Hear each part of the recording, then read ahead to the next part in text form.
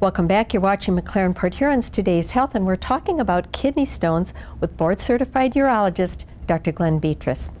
Okay, Dr. Betrus, we want to spend just a few minutes more on prevention because there's a lot of myths and ideas out there. So can you just talk to us a little bit about the questions your patients ask you and what you tell them? Sure. In terms of preventing kidney stones, you want to, like we talked about before, increase fluid intake. And the best things to drink are water, lemonade, and orange juice. There are certain things that you want to decrease in the diet, namely meat and salt, because meat and salt increase the risk of getting kidney stones. Also oxalate. Oxalate is a chemical found in green leafy vegetables, chocolate, coffee. Those are some of the sources of oxalate. So in somebody who forms their first kidney stone, that's the general advice that we give them.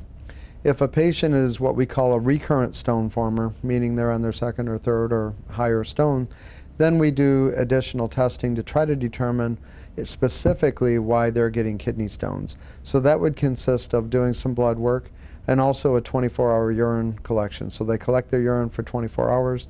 We have the urine analyzed. We're looking for their citrate levels, for example, because citrate, again, prevents kidney stones.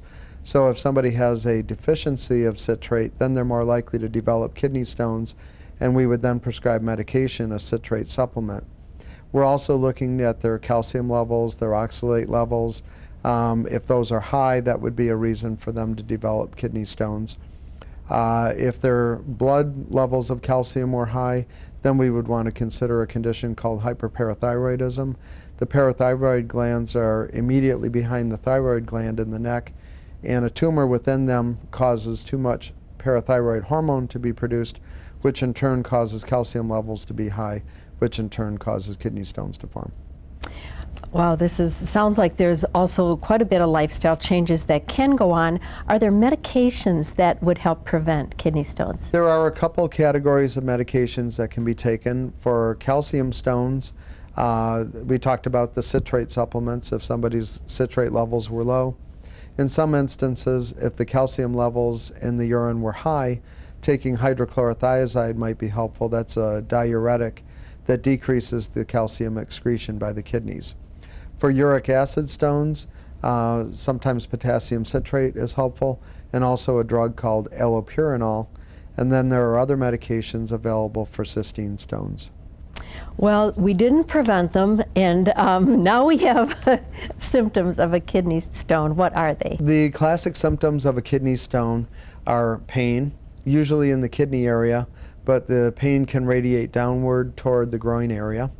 Nausea and vomiting are common symptoms with kidney stones, also blood in the urine, and in some instances, changes with urination, such as burning with urination and frequent urination. Can kidney stones be serious? Let's say your pain is on the lower end and you don't really feel too bad. Can you just kind of try to ride it out? In most instances, yes. So if somebody has only one kidney and that kidney is blocked by a kidney stone, then that can cause kidney failure. So that would be something that couldn't be put off. Occasionally we see patients that have two kidneys and they have a stone in each ureter, so both kidneys are blocked. So again, that creates an emergency situation. And certainly if somebody has an infection and a kidney stone simultaneously, that can be more of an emergency type situation. But most patients, they can wait it out as long as their pain can be controlled. How do you make the diagnosis of a kidney stone? On X-ray, and there are a multitude of X-rays that can show kidney stones. The most commonly used are a plain X-ray or a CAT scan. Certainly a CAT scan is the best test to determine whether somebody has kidney stones.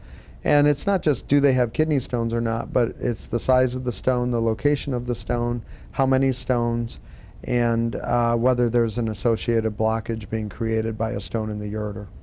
So that what's next for the patient question is informed by all those things you find out. Exactly. So for example, if somebody had a very small stone in the lower ureter that was real close to the bladder and almost passed, almost certainly we would expect that patient to be able to pass that stone. On the other hand, like the diagram that we looked at earlier, a large stone in the upper ureter, that stone is less likely to pass, and therefore we would be having a conversation about treatment options. Well, let's have a look at that. Okay, so these 3 kidney stones here are in the kidney. So these 2 are actually in the kidney. Okay. This one has just left the kidney and now it's in the ureter. So if this patient had pain, without question, this is the stone that's causing the pain, not these 2. Okay, so they might have been there for a while. Correct. And are the relative size of those stones, is that accurate? It is. I mean, they range from small to big, but there's nothing unusual about the size of any of these stones. So people that have had kidney stones wax quite eloquently about passing these kidney stones and a lot of details. So can you tell us from your perspective what it's like to pass a kidney stone and how long does it take? And So it can take weeks or months if you let it. And so generally it's a matter of how much pain somebody can take or endure before they finally say, okay, I've had enough. So in other words, if you had a stone that had a reasonable chance of passing and the patient was comfortable, then we'll prescribe pain medication. We'll prescribe medication that causes the ureter to dilate, which increases the likelihood of the stone passing. And as long as the patient's pain can be controlled with pain pills, we can be patient and try to give that stone time to pass. But if the patient's having severe attacks, and the attacks can be very profound, then you certainly would not want somebody to suffer unnecessarily. And so those are the patients that typically would consider surgical removal of the stones.